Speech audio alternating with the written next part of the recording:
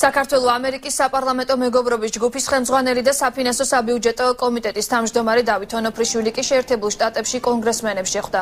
შეხვედრის ძირითად თემას საქართველოში მიმდინარე მოვლენები და ის საკითხები წარმოადგენდა, რომელიც საქართველოს ნატოში ინტეგრაციას და ევროკავშირში გაწევრიანებას ეხება.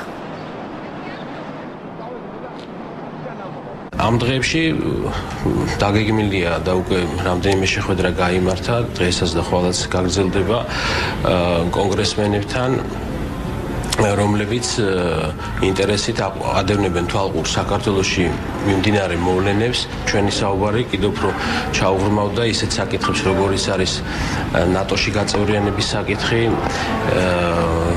რომელიცაც საქართველოს მთავრობა დიდი ყურადღებით აქცევს ყურადღებას, ასევე საკითხები, რომლებიც ეხება ევროკავშირში გაერთიანების ასოცირებულ წევრად გახდომის საკითხებს და ასევე იმ მომავალ პერსპექტიულ საკითხებს, რაზეც ჩვენ თანამშრომლობა უნდა გავაღრმავოთ.